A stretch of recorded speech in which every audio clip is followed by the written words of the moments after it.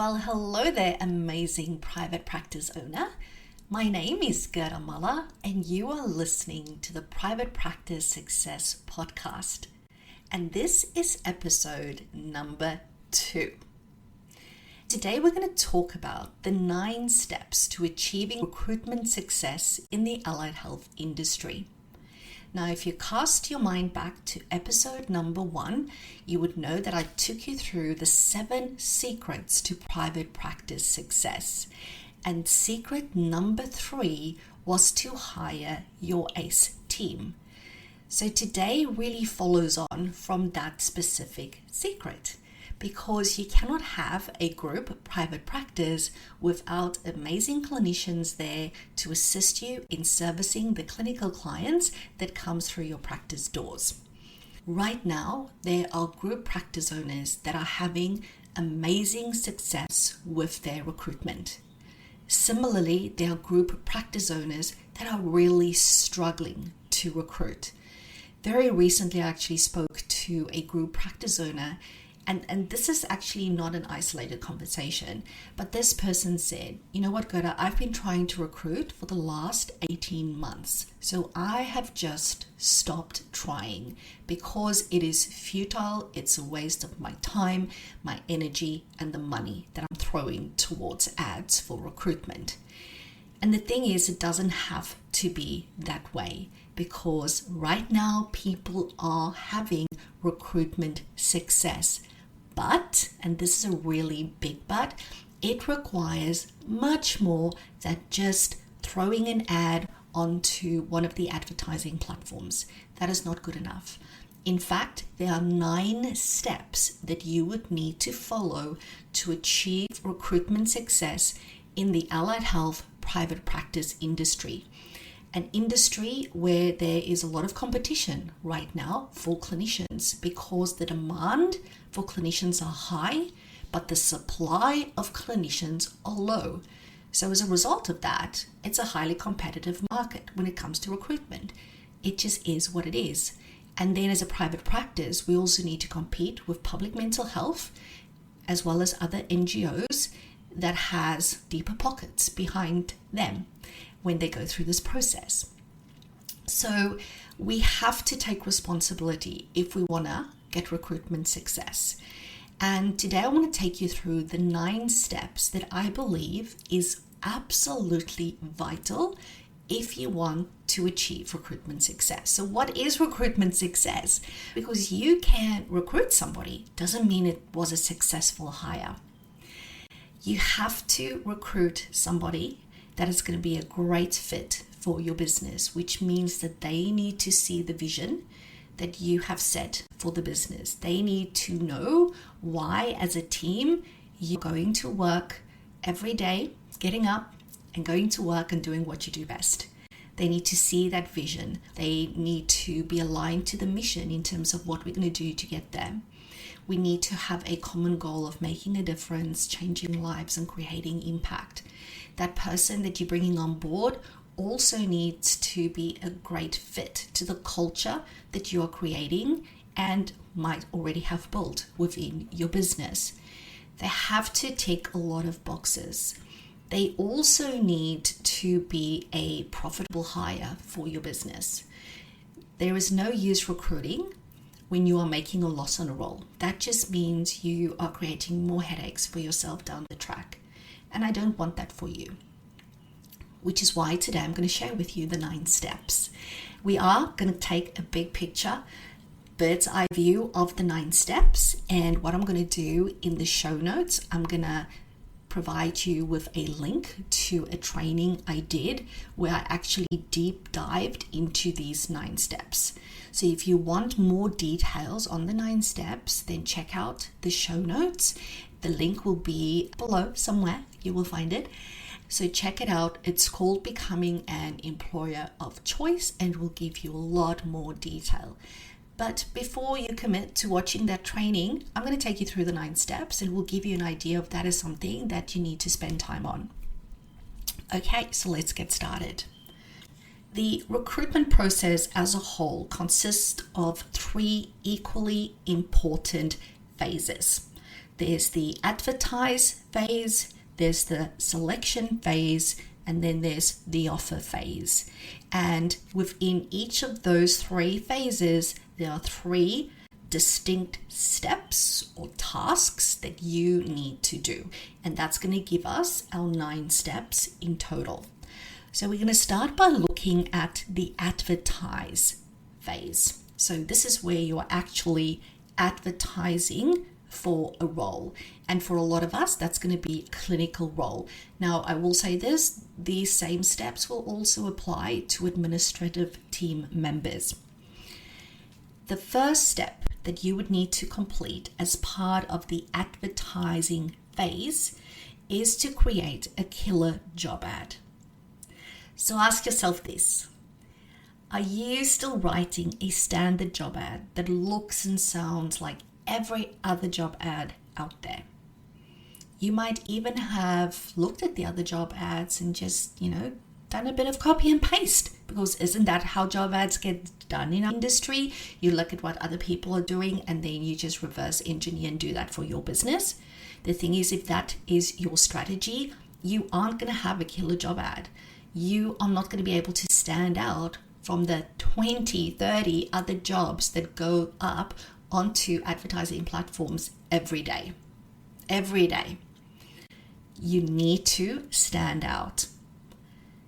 So ask yourself this.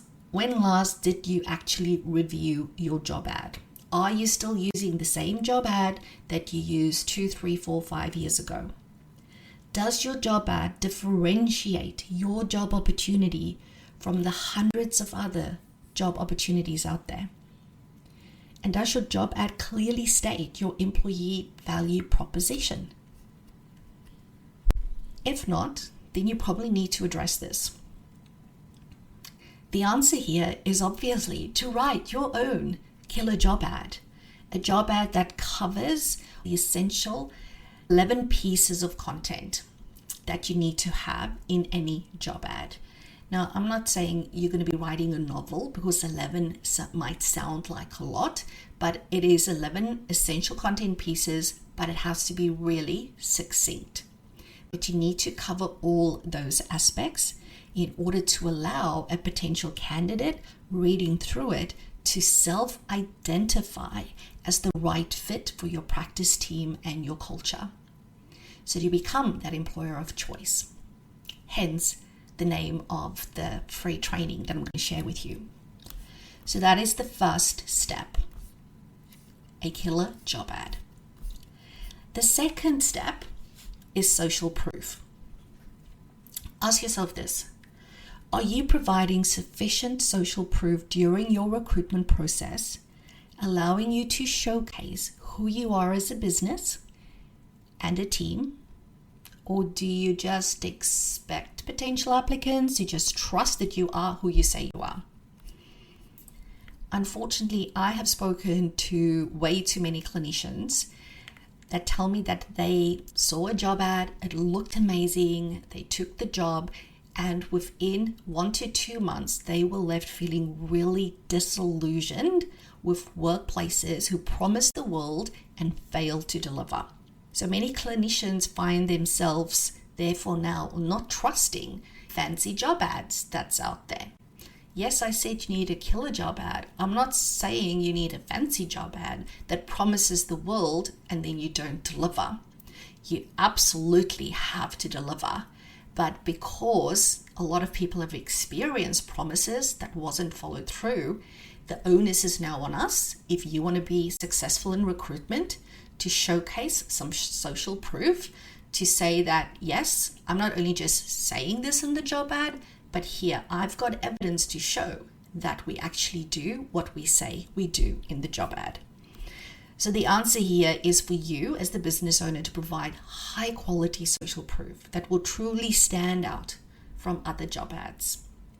Okay, so you need to think around how could you do that? How can you showcase what it is that you are also putting in your job ad? Because the communication that you're putting out there onto the internet, into all the places, needs to be consistent. It needs to be aligned. Next, we're going to look at active versus passive. So this is the final step, and this is step number 3 as part of the advertising phase. Think about this. What is your idea of the word advertising? Do you write up a job ad and then chuck it onto one of the advertising platforms and then you wait? It's like, okay, I've ticked the box, I've written the ad, I've paid some money, it's on there, going to be on there for like 30 days. Now I just need to wait for the applicants to come through. Unfortunately, the days that is how you advertise is long gone. That is how we used to do things in 2012. There are just too many job ads out there right now for you to follow this type of, I've done it, now I'm just going to hope that somebody sees it. That is passive advertising. What you want to do, if you want to be successful, you need to engage in active advertising. All right, you need to take an active approach, which means the goal here is to get as many eyeballs on your job ad as possible, rather than just hoping that the right person will see it. Because hoping is not going to attract top talent. Not if you want choice in your recruitment process, rather than just hiring anyone who's registered and who have applied. You have a responsibility to choose the right person for your business, for the culture, for the rest of the team, and for the clients. And therefore you need choice. And therefore you need to actively get the right eyeballs on your job ad. So that was the first phase. Phase 2 is the selection phase. This is where we want to select the right person.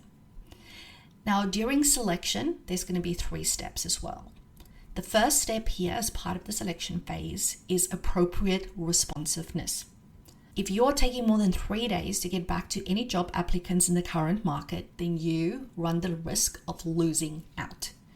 Unfortunately, there are a lot of desperate practice owners out there who are just handing out job offers left, right, and center because they are so eager to build their team, because they probably have a wait list of clients, right? And they are driven by this innate desire to help people. That's what we are. We are helpers, which means that very often they are just making job offers without thinking through the long-term consequences of it. And therefore people will be taking those job offers, meaning that you've got less choice if you are not responsive as part of that process. Now, I'm not saying become one of those desperate practice owners and call somebody within an hour of getting the application. That is just absolutely cringe, and we're not going to do that. Instead, what you want to do is you want to approach this with the appropriate level of responsiveness. You need to initiate contact in a timely manner that doesn't scream, I'm desperate. Okay? That's not how you start any relationship.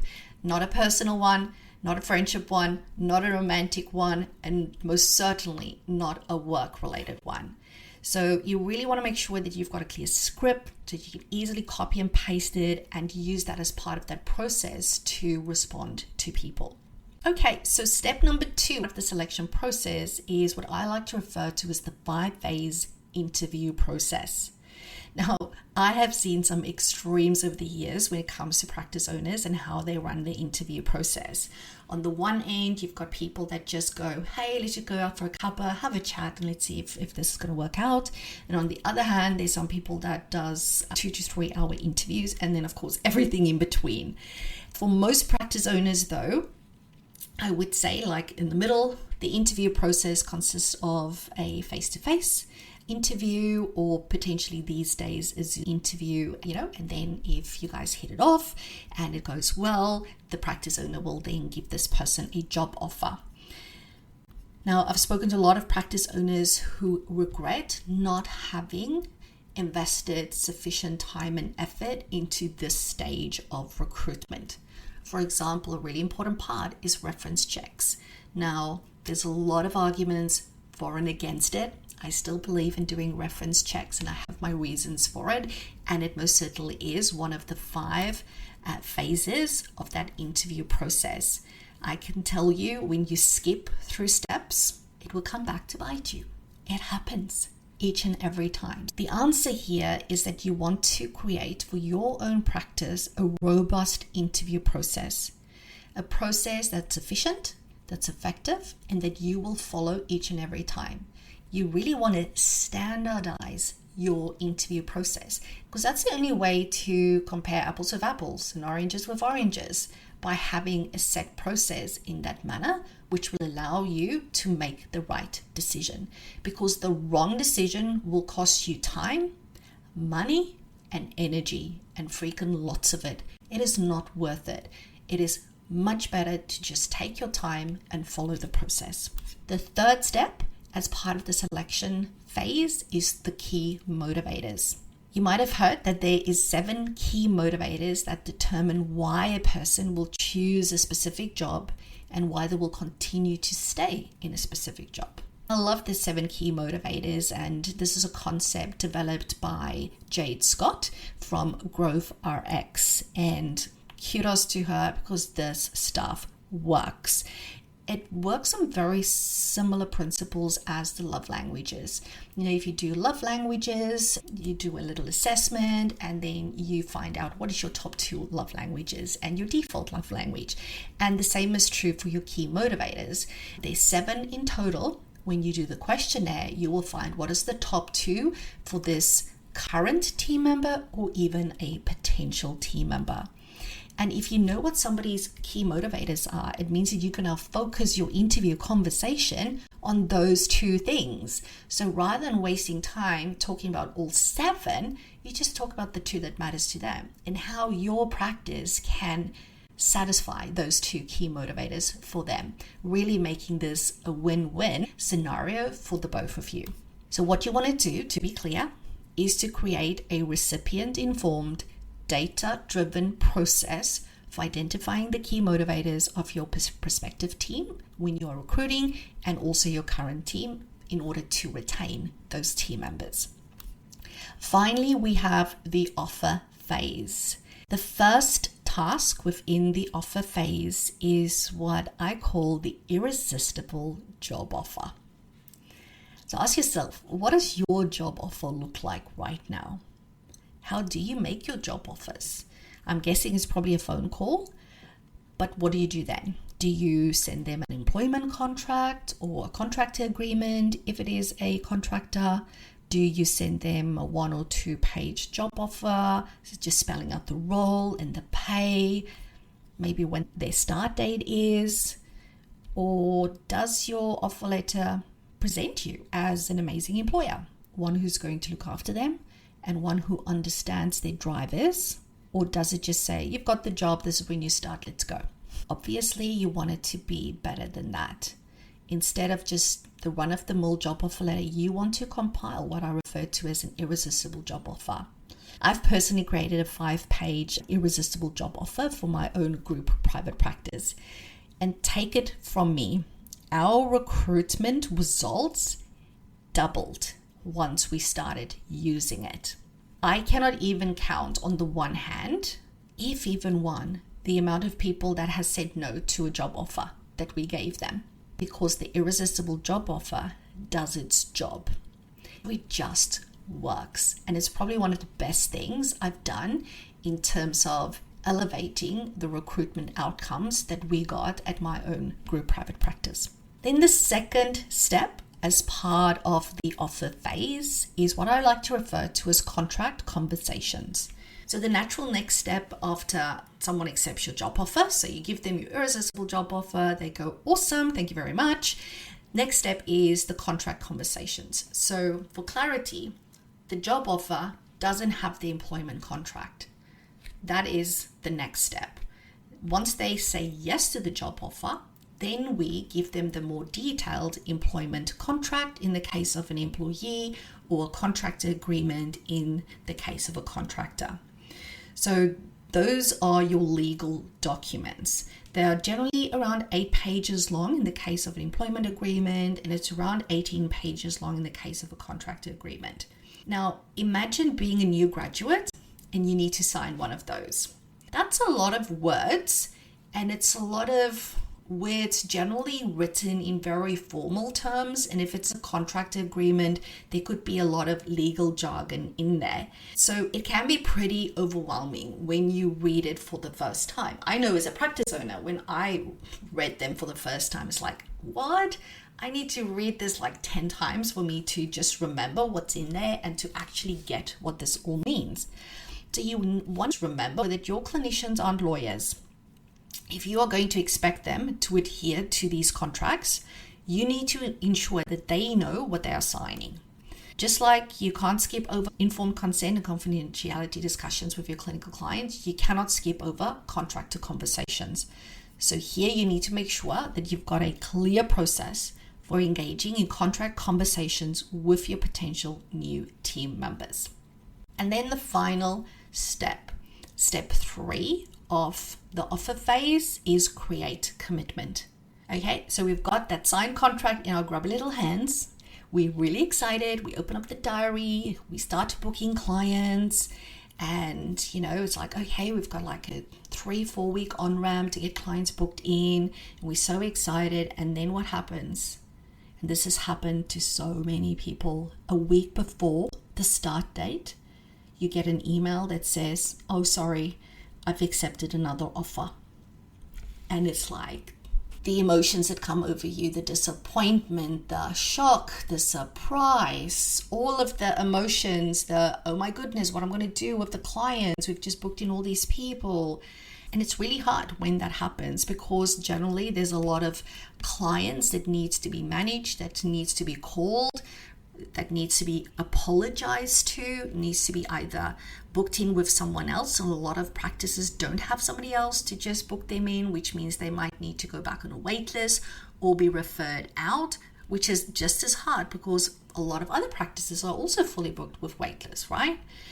So you want to avoid this from happening. And how do you avoid this? By creating commitment during that period between signing the contract and the start date. And this will require you to actively engage and actively involve your new team member via what I like to use and call is my pre-onboarding process. We've got 18-point checklist that we use, that we go through during that period, and it's specifically designed to create that commitment, because I want to know if we start booking in clients that those clients are going to be seen. I hate calling up a client and saying, I'm sorry, yes, we promised that the time is right and we've got somebody available for you and now you can't see them anymore. That's the worst phone call to make. And yes, I'm not making the phone call, reception does it, but it's just as hard for them and it's hard for the clients to hear it. So we want to avoid that as much as possible, which means that we need to actively have a process in place to keep them engaged and create that commitment. So that was the 9 steps to achieving recruitment success within the private practice allied health industry. I hope that was of value. Just don't forget, if you want to deep dive into this a little bit more, the link to the Becoming an Employer of Choice webinar training, which I think went for maybe an hour, maybe a bit shorter, maybe a bit longer, but it's in there. I'm making it available to you for free. Feel free to check it out. Alrighty, thank you for tuning in. And as always, remember that I'm here to help you build a practice you can't stop smiling about.